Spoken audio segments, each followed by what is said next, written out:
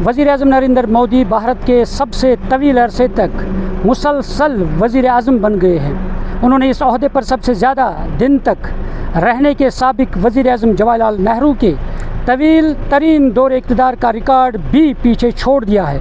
इस तारीख़ी और अहम संग मील में वज़ीर-ए-आज़म नरेंद्र मोदी ने पंडित नेहरू के मुसलसल इक़्तिदार में रहने के रिकॉर्ड को अबूर कर लिया है और वो आज़ादी के बाद अब तक सबसे लंबे अरसे तक बगैर वक्फे के इस ओहदे पर फाइज रहने वाले रहनुमा बन चुके हैं। आलमी मकबूलियत मोदी को अक्सर दुनिया के सबसे मकबूल और पसंदीदा रहनुमाओं में शुमार किया जाता है। वो भारतीय जनता पार्टी के वाहिद रहनुमा हैं जिन्होंने भारत की तारीख में लगातार 3 बार यानी 2014, 2019 और 2024 में आम इंतखाबात जीते हैं।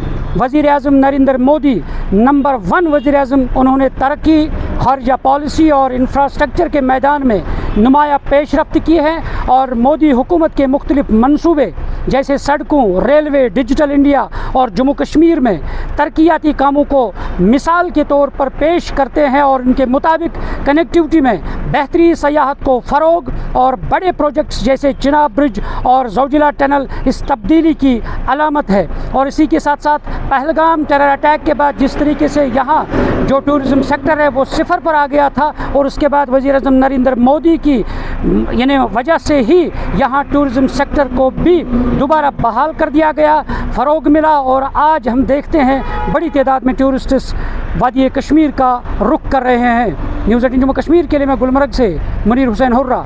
मैं तो यहाँ एक्चुअली 3rd टाइम आई हूँ और जितनी 2nd और 3rd टाइम में भी यहाँ लोकल्स का भी इन्वॉल्वमेंट हमें ज़्यादा दिखा है, प्लस टूरिस्ट की संख्या डबल से ज़्यादा हो चुकी है अभी और लोग कंफर्टेबली अपने आप घूम भी पा रहे हैं। और जिस तरह की कनेक्टिविटी, रोड कनेक्टिविटी है और हर चीज़ में इम्प्रूवमेंट देखा है, प्लस इंफ्रास्ट्रक्चर भी बहुत ज़्यादा इम्प्रूव हुआ है। और ट्रेन कनेक्टिविटी एक्चुअली जो अभी नई वंदे भारत स्टार्ट हुई है जिसका ब्रिज का जो व्यू है तो स्पेशली हमने उसके लिए वंदे भारत भी बुक करवाई है इस बार। तो आई एम वेरी हैप्पी कि यहाँ कनेक्टिविटी इम्प्रूव हुई है क्योंकि बहुत सुंदर जगह है और जितने ज़्यादा लोग यहाँ आएँ, इस जगह देखें, एक्सपीरियंस करें, वो बहुत मैं तो चाहती हूँ कि ज़्यादा से ज़्यादा लोग यहाँ आके इस जगह को एक्सप्लोर करें। मेरा सबसे अच्छा एक्सपीरियंस तो ये, मैं 2012 में आई थी एंड यहाँ पे माहौल ऐसा था कि आप 7 बजे के बाद बाहर नहीं निकल सकते हो, ठीक है। और कल हम 11 बजे तक भी रोड पे घूम रहे थे। इट मीन्स ऑब्वियसली ये बहुत बड़ा चेंज है कि हम यहाँ पे बेखौफ होकर के घूम रहे हैं, जो कि पहले ऐसा माहौल नहीं था। ये मोदी जी की देन है।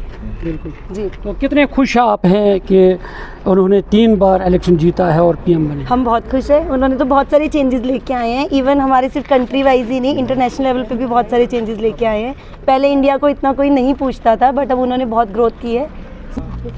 जी, आप क्या कहना चाहेंगे? हाँ जी, हम मतलब पीएम का ही है ये सारी देन माने अगर देखा जाए। एक टाइम जो था पहले, अब ये कनेक्टिविटी की वजह से कि भीड़ है बिल्कुल, जो आराम से लोग आ रहे हैं। पहले कोई कनेक्टिविटी नहीं थी, आज बाय एयर से आ सकता है बंदा, रोड बहुत बढ़िया कनेक्टिविटी है, बाय रेल नया चल गया, इसकी वजह से कनेक्टिविटी वो पीएम की ही देन है। बाकी जैसे आपने बोला 370 बहुत अच्छा डिसीजन था, उसकी वजह से भी काफ़ी अच्छा हुआ। बाकी अटैक भी हुआ, जैसे पिछली बार अटैक हुआ तो अच्छा जवाब दिया हमने पाकिस्तान को, तो अब वो मतलब ही नहीं बनता कि वो दोबारा ऐसी हरकत कर पाएंगे। तो ये सारी पीएम की ही देन है। उन्होंने आज वैसे रिकॉर्ड बनाया, आप बता रहे हैं अपना जवाहरलाल नेहरू को रिकॉर्ड तोड़ा है कि मतलब हाईएस्ट जो होता है वो तो बढ़िया चीज़ है ये तो अपने आप में। तो हम मानते हैं कि जब टूरिज्म की बात करते हैं, क्योंकि इससे पहले इतनी सारी सुविधाएं नहीं थी तो उनकी वजह से जैसे बता रहे हैं, हम हनीमून पे आए थे 2012 में, बड़ा अजीब सा माहौल था। 7 बजे अंदर जाओ जी, अपना घूमना नहीं, डर लगता था। हम ट्रेन टून तो मतलब ही नहीं था। हाँ बिल्कुल, बहुत अजीब सा माहौल था। अब तो बहुत बढ़िया माहौल है, बिल्कुल एकदम नॉर्मल, वही मनाली और कुल्लू की तरह हो रखा है यहाँ पे भी। बिल्कुल ऑब्वियसली जितनी सर्विसेज वो प्रोवाइड करा रहे हैं, जितनी सुविधा दे रहे हैं, तो हमें ऑब्वियसली बहुत अच्छा भी लग रहा है और बहुत ज़्यादा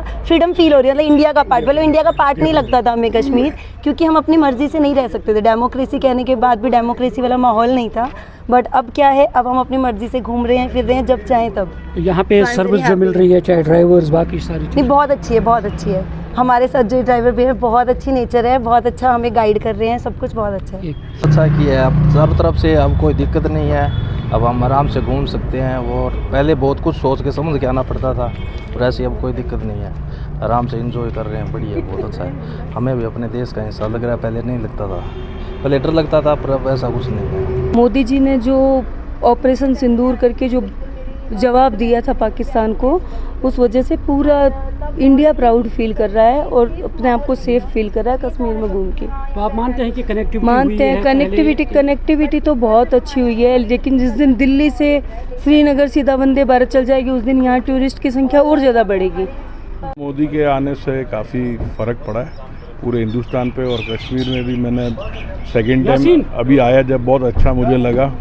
और पीएम साहब के आने से वंदे भारत ट्रेन अभी अच्छा स्टार्ट हुआ है, टनर का काम अच्छा हुआ है, और कश्मीर में भी बहुत शांति और बिल्कुल पीसफुल है, आदमी आराम से घूम फिर सकता है, कोई दिक्कत नहीं है यहाँ पे भी। और बहुत सारे टूरिस्ट और भी आए।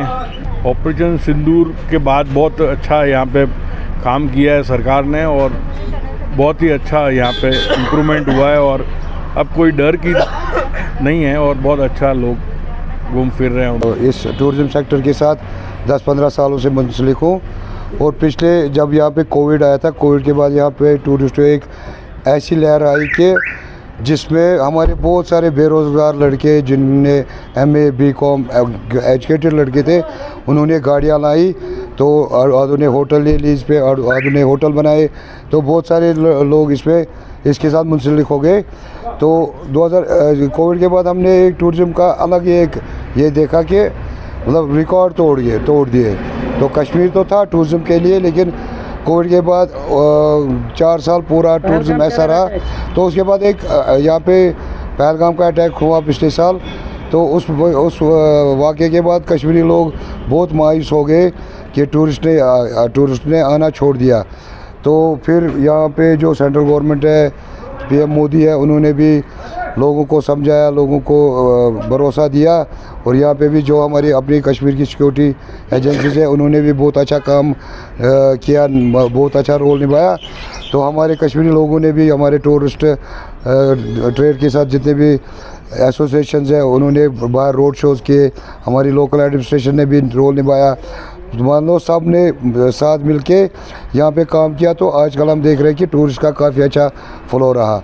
और हम जब वंदे भारत ट्रेन आई उससे भी काम बढ़ गया, और जो हमारा जम्मू नेशनल हाईवे में 4-5 घंटे में बंदा पहुँच जाता है, उससे भी बहुत अच्छा काम हुआ।